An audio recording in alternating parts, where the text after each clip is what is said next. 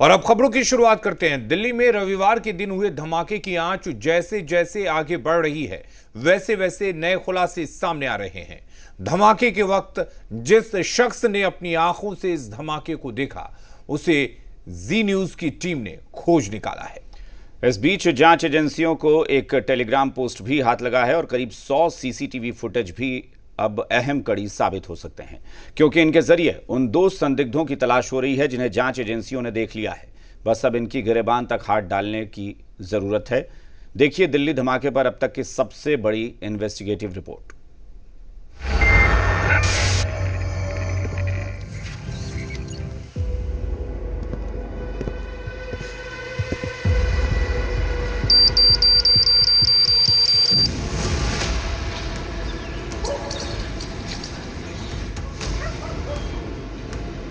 जब उस समय धमाका मेरे को सुना और ये खिड़कियों में कंपन आया और पक्षी उड़े, ब्लास्ट तो बड़ा था। मैंने फिर रिकॉर्डिंग करनी शुरू कर दी। काफी धुएं का गुब्बार था और गहरा धुआं था। संडे यानी छुट्टी वाले दिन दिल्ली को दहलाने आए उन 2 लोगों को जांच एजेंसियों ने देख लिया है, जिन पर शक है कि ये वही शख्स हैं जो दिल्ली के सीआरपीएफ स्कूल के पास दहशतगर्दी का ट्रेलर देने पहुंचे थे। आप देख सकते हैं पुलिस धमाके की जगह पर एक-एक इंच पर एक-एक सबूत जुटाने में लगी हुई है।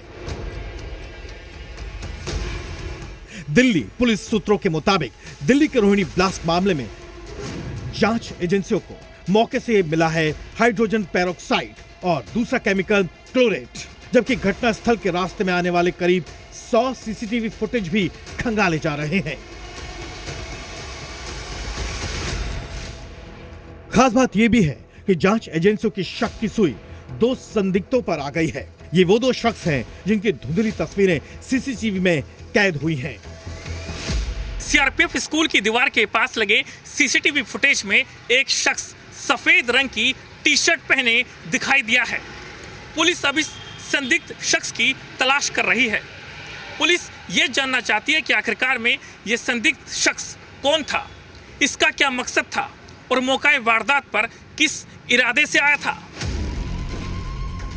पुलिस के सामने चुनौती यह भी है कि इन 2 लोगों के चेहरे धुंधले दिखाई देते हैं, लेकिन जैसे ही इनके सच का खुलासा होगा, धमाके के पीछे का मकसद भी साफ होता दिखेगा। जांच एजेंसियों की नजर एक-एक फुटेज पर है, एक-एक तस्वीर पर है। दीवार में हुए छेद से लेकर साजिश के तार जोड़ने तक तफ्तीश जारी है। जैसे जैसे जांच आगे बढ़ रही है, वैसे वैसे नए खुलासे सामने आ रहे हैं। पुलिस के मुताबिक स्कूल की दीवार के पास पॉलिथीन बैग में विस्फोटक रखा गया था और फिर उस बैग को 1 फीट गहरे में छिपा कर रखा गया था और उसके बाद उसे कचरे से ढक दिया गया ताकि किसी की नजर उस पर ना पड़े। अब आपको धमाके के वक्त मौजूद एक शख्स से मिलाते हैं जो उस वक्त वीडियो बना रहा था। वो क्या कहते हैं, जरा वो सुनिए।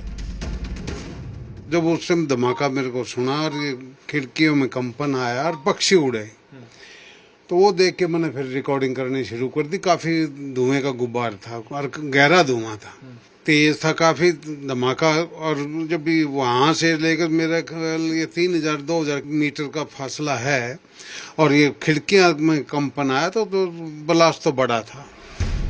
इस बीच दिल्ली स्कूल ब्लास्ट की जिम्मेदारी खालिस्तानी संगठन ने टेलीग्राम पर ली है। ये पोस्ट टेलीग्राम पर जस्टिस लीग इंडिया ग्रुप नाम से आया था, जिसके बाद पुलिस ने टेलीग्राम से भी जानकारी मांगी है। सीआरपीएफ स्कूल के पास हुए ब्लास्ट की जिम्मेदारी खालिस्तानी संगठन ने ली है, लेकिन सुरक्षा एजेंसियों के पास सबसे बड़ी चुनौती ये पता लगाना है क्या जांच भटकाने के लिए ऐसी जिम्मेदारी ली गई है या फिर इस धमाके का गुनहगार कोई और भी है। वैसे जांच एजेंसी अपनी जांच का दायरा बढ़ा चुकी है। अकेले खालिस्तानी संगठन ही नहीं, बल्कि पाकिस्तान आईएसआई एंगल और नक्सली साजिश का भी एंगल खंगाला जा रहा है। पिछले 10-12 साल से कोई दिल्ली में कोई आतंकवादी घटना यानी बम ब्लास्ट या कोई ऐसी घटना हुई नहीं जो सीरियस मानी जाए। तो अभी इस लल पीरियड के बाद मुझे लगता है कि कहीं न कहीं से कोई एक उग्रवादी संगठन कोई एक्टिव है, जो कि उसमें खालिस्तानी एंगल भी हो सकता है, पाकिस्तानी एंगल भी हो सकता है, J&K के ग्रुप भी इसमें शामिल हो सकते हैं। दूसरी ओर आईईडी मैनेजमेंट इंस्टीट्यूट के सीआरपीएफ अधिकारियों ने ग्राउंड असेसमेंट भी किया है। वहीं एनएसजी की बॉम्ब स्क्वाड की टीम भी अपनी जांच रिपोर्ट दिल्ली पुलिस को सौंपने की तैयारी कर रही है। वैसे बच्चे रोजाना की तरह सुबह अपने स्कूल पहुंचे और पढ़ाई करने के बाद वापस घर लौट रहे थे। अभिभावकों को सुरक्षा एजेंसियों पर पूरा भरोसा है। बच्चों को बिल्कुल भी डर नहीं है, तो हमें तो डर होने का मतलब ही नहीं बनता है। दूसरा, हमें जांच एजेंसियों पे पूरा भरोसा है। बच्चों में कोई किसी प्रकार का फेयर नहीं है, बच्चे बिल्कुल निर्भीक है। इस को लेकर कोई भी डर नहीं है बच्चों में।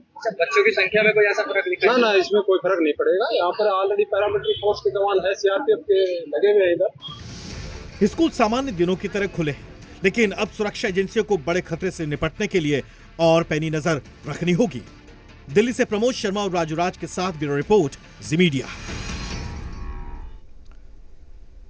जिस मस्जिद को लेकर कई महीने से हंगामा मचा था, जिस मस्जिद को तोड़ने के लिए हिंदू संगठनों ने मुहिम चला रखी थी, जिस मस्जिद को टूटने से बचाने के लिए मुस्लिम नेता सड़क पर तो नहीं